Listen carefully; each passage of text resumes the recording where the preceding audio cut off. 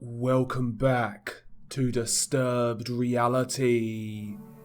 As of 2023, Pakistan's political situation is characterized by a complex mix of challenges and opportunities.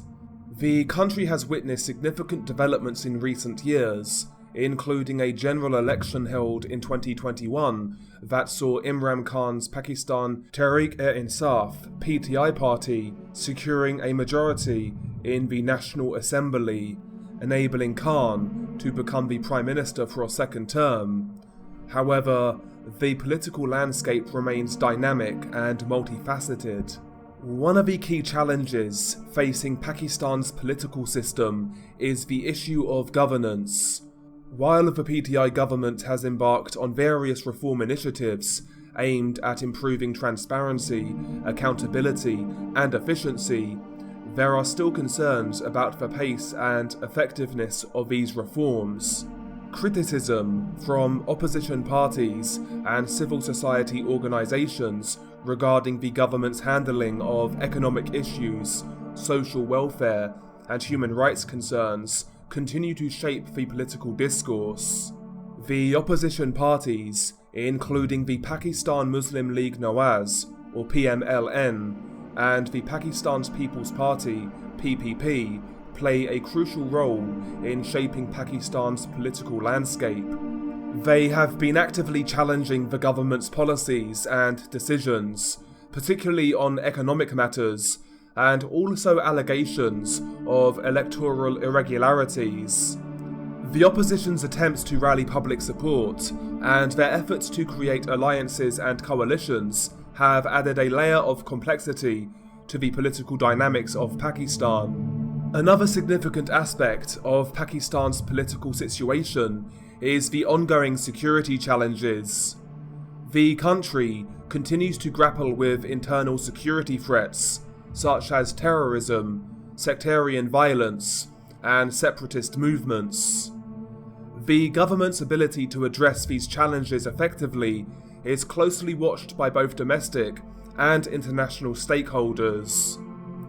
Efforts to enhance regional stability, particularly in relation to Afghanistan and India, remain a priority for Pakistan's foreign policy. Moreover, Pakistan's democratic institutions, including the judiciary and media, play a critical role in shaping the political landscape. The judiciary has been asserting its independence and actively engaging in cases involving allegations of corruption and human rights violations. The media, despite some restrictions and challenges, continues to provide a platform for diverse voices and plays a significant role in shaping public opinion. Looking ahead, Pakistan's political situation is likely to remain extremely dynamic and subject to various external and internal factors. The government's ability to address economic challenges, strengthening democratic institutions, promote social welfare, and effectively handle security threats will be crucial in shaping the country's political future. In addition, the role of civil society, youth engagement, and the impact of technological advancements on political dynamics will be areas to watch as Pakistan moves forwards.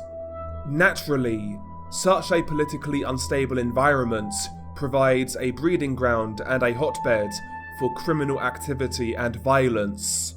Organised crime poses a significant challenge to Pakistan's social fabric and law enforcement agencies. The country has been grappling with various forms of organised criminal activities, including drug trafficking, human smuggling, money laundering, extortion, and terrorism. These illicit networks are often well structured and highly sophisticated, and have a wide reach, operating across borders and engaging in diverse criminal enterprises. The nexus between organised crime and terrorism has been a particularly concerning aspect in Pakistan. Terrorist groups often rely on illicit activities to generate funds, sustain their operations, and procure weapons. This connection creates a complex security environment, as efforts to combat terrorism must also address the underlying criminal networks that provide support and financing. Drug trafficking remains a major challenge, with Pakistan serving as a transit route for the illicit drug trade originating from neighbouring countries such as Afghanistan, which is a massive producer of opium. Criminal networks involved in drug smuggling exploit porous borders, corruption, and weak law enforcement mechanisms to transport drugs and generate enormous profits. This trade has devastating consequences for Pakistani society, contributing to addiction, health issues, and societal unrest. Human smuggling is another pressing issue. Organised criminal networks facilitate illegal migration, trafficking individuals for various purposes, including forced labour, prostitution, and other means of exploitation. Vulnerable individuals, including women and children, are often the victim of such crimes, leading to human rights abuses and societal dislocation. Money laundering is also a significant concern, as it enables criminals to legitimize illicit funds and even evade detection. This practice undermines the economy, weakens financial institutions, and perpetrates the cycle of organised crime, as well as potentially funding terrorism. Pakistan has taken steps to strengthen its legal framework and regulatory institutions to combat money laundering, but more comprehensive efforts and international cooperation are necessary to effectively tackle this challenge. Addressing organised crime in Pakistan requires a multifaceted approach. Strengthening law enforcement agencies, improving intelligence sharing, enhancing border security, and combating corruption are crucial aspects. In addition, fostering regional cooperation, particularly with neighbouring countries such as Afghanistan, is essential to disrupt the transnational networks involved in organised crime. Efforts should also focus on addressing the root causes of organised crime, such as poverty, lack of education, and socio-economic disparities. Targeted social and economic development programs can help uplift marginalised communities and reduce their vulnerability to criminal exploitation. Overall, combating organised crime in Pakistan requires a comprehensive and sustained approach that combines law enforcement, intelligence, regional cooperation, and socio-economic developments. By addressing these challenges, Pakistan can work towards creating a safer and more secure environment for its citizens while promoting the rules of law and stability in the region. One organised criminal group to emerge in Pakistan emerged in the mid-2000s and go by the name of the Ladi Gang. The Ladi Gang are surrounded in mystery, and not much information is available on the group. It is believed that the group started in and around 2008, and primarily they rely on criminal activities such as robberies and extortion as their main means of income, with also some reports of drug trafficking. Primarily, they operate in the Dera Ghazi Khan region of Pakistan. The last known ringleader of the Ladi Gang was Khuda Bakash Shakrani, aka Khudi, who was wanted in over 30 cases by law enforcement agencies, including murder, before eventually being killed in a police encounter in July of 2021. The Ladi Gang have been described by authorities and journalists as a bandit-type group, old-fashioned criminals who are no strangers to exercising sheer brutality. Khudi in particular was known for his ruthless nature, and hit the headlines in May of 2021 when a video went viral in Pakistan that highlighted his sadistic and psychopathic nature. The horrific video was posted on social media by the group, and it caused outrage among political leaders in Pakistan, with then Pakistani Prime Minister Imran Khan vowing decisive action against the group. Addressing a launch ceremony in layer of the Insaf Sehat Salahut card, he said he was saddened to see poor people being killed in this barbaric manner. He said that the Rangers had been given instructions to bring the perpetrators to book and provide all possible assistance to the police. Now these dacoits will not be spared. No one will be allowed to pester area residents any longer, he promised, adding that, if needed, a police checkpost will be established in the area.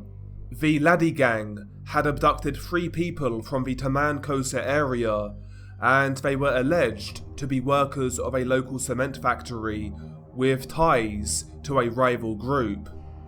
Allegedly, the Ladi Gang targeted workers of the cement factory due to the fact that they had been attempting to intimidate the factory into giving them a contract where locals affiliated with the group would be employed by the factory. However, despite the attempted strong-arming, the factory refused the Ladi Gang's request and ignored their threats.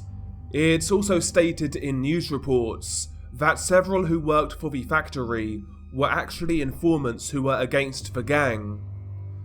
This would prove to be a huge mistake. The Ladi Gang would then launch attacks against the cement factory, repeatedly causing damage by setting fires and destroying equipments.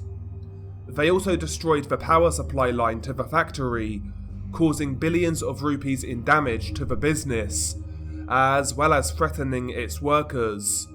Things took a turn for the worse in May of 2021, when 3 workers of the factory were kidnapped by the group. Allegedly, there were 2 videos of the event, which showed 2 of the 3 murders. The first video seems to have vanished from online, and it was alleged to have shown a victim being shot to death. Though the second video is still available, and I have to warn you, it's extremely graphic. Since the release of the videos, the Ladi Gang have been under immense pressure from law enforcement in Pakistan.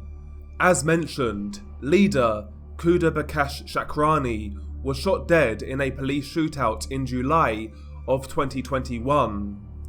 Several members of the Ladi Gang were also arrested in the following months after the release of the gruesome video. An operation was also launched against the Ladi Gang outlaws, where several of their hideouts were destroyed and criminal tools such as weapons were confiscated. Since the killing of ringleader Khudi and the subsequent arrests made since, some in the media and in positions of power claim that the Ladi Gang are no more. Though this isn't the case. Although they have been greatly hit by the criminal sanctions, the gang still do operate and terrorise their local community. They still do have an element of power in the area in which they operate. In March of 2022, armed robbers of the Ladi Gang barged into the Border Military Police's Kushabah police station unchallenged. They roamed the police station, visited different sections of it, and even made a video of their incursion and uploaded it to social media.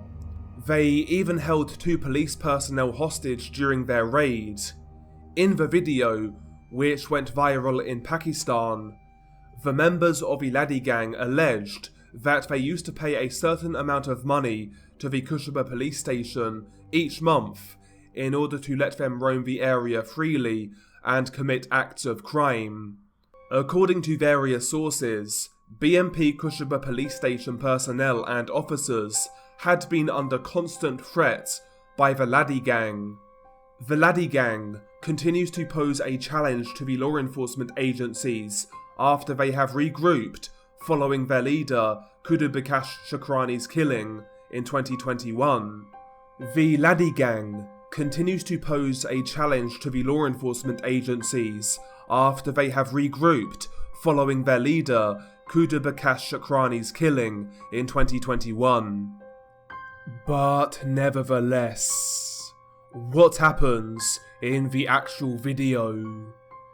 The video began to circulate in late May of 2021 and was said to have been originally uploaded and shared in various WhatsApp groups, before eventually making its way to Twitter, Facebook, and then subsequently Gore websites. The video was shot in the Dera Ghazi Khan region, and the glory clip that showcased horrific, inhumane torture rocked Pakistan. The backstory behind the video suggests that the victim, who some referred to as Ramesh, was a worker at a local cement factory.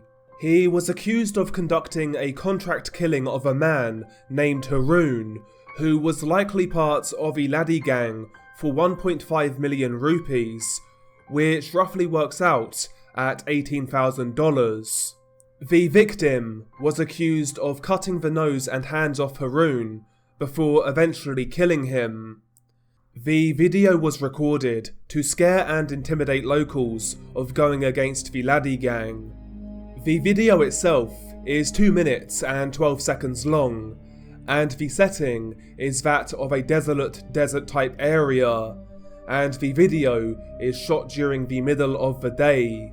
As you play the video, you see the victim, who is sitting on the dirt ground.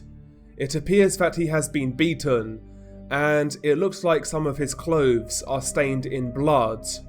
A man can be seen standing over him, grabbing his head intermittently while talking to the victim and accusing him of the murder of Haroon. It's said that the man conducting the interrogation may be Ladi Gang leader Kudubakash Shakrani, though due to the camera quality it is hard to ascertain whether that is the case. It does look like him, however, and various reports online state that he was involved in the murder. The interrogation itself lasts for around 45 seconds, and throughout you see the victim grimacing, presumably due to torture that he suffered prior to the recording. Judging by the victim's reactions, he also seems to have accepted his fate. He doesn't plead or beg for his life. The expression of acceptance and hopelessness on his face speaks 1,000 words. The man who is interrogating the victim is wearing what appears to be a brown robe with combat pouches. After around 45 seconds into the video, the man who is interrogating the victim pulls him to the ground so that he is laying on his back, and then he pulls a long combat knife from one of the holstered pouches. He then kneels down next to the victim and grabs his left arm, and he proceeds to slice at the victim's elbow and cuts deep into the joint. The victim writhes in pain and lets out a few groans. The killer cuts around the flesh and in between the elbow joints. The blade is slicing through the flesh extremely quickly, and once the flesh has been cut, the killer then twists the victim's arm, which makes a horrible cracking and crunching sound. It looks like he's dislocated the victim's lower arm from his elbow. The killer then slices the remaining strands of flesh holding his arm together, before eventually cutting the arm off. The victim can then be seen moving his stump as he looks at it in pure shock. He continues to make light groaning and crying sounds throughout. Throughout the victim's torturous ordeal, another man can also be seen holding him down. The same process is then repeated with the victim's right arm, and once again he writhes in pain as the killer slices in between his elbow joints with the combat knife. After a few more seconds, the victim just lays on his back and stops struggling as the killer then severs his right arm. Somehow, after losing liters of blood and after both arms were severed, the victim is still fully conscious. The killer is following the exact same steps as to what they accused the victim of when he allegedly killed Haroon. The knife-wielding psycho wasn't done there, however. He moves around the victim and kneels down over his head, and then slices the tip of his nose off. You see the victim close his eyes and grimace as this is happening. The executioner then slices both of the victim's ears off in a matter of seconds, while casually throwing the severed ears on the ground. Once again, the victim grimaces as this is happening, though he has barely made a sound since the severing of his right arm. The killer then addresses the cameraman while waving the blade around, stating that this is a warning for those who go against the Ladi Gang. I've seen reports that potentially a longer version of the video may exist, as it states in various news articles that the victim then had his throat slit, which eventually killed him. However, the copy of the video in which I received ends after the victim has his ears cut off. Also, as mentioned, it is stated that a second video exists of one of the other captives being shot to death, though I have not been able to locate this video or a potential longer version of the murder of Ramesh. It's an extremely graphic video that has seemed to be making the rounds again recently, as several subscribers have recommended that I cover the case in the last few weeks. The case initially seemed to have gone under the radar, which surprises me given its brutality. It's an extremely graphic video that I recommend you avoid. But anyway, that is the video. I hope you enjoyed it, if you can enjoy this sort of content. Thank you to those who recommended this case. It was actually quite a hard video to make due to the lack of backstory behind the Ladi Gang, but I did what I could. I found as much information as possible, so hopefully you enjoyed this video. And as always guys, thank you for the support, it is much appreciated. If you want to get in touch, please feel free to follow me on Twitter. Link will be in the pinned comment and you can drop me a DM. My DMs are open.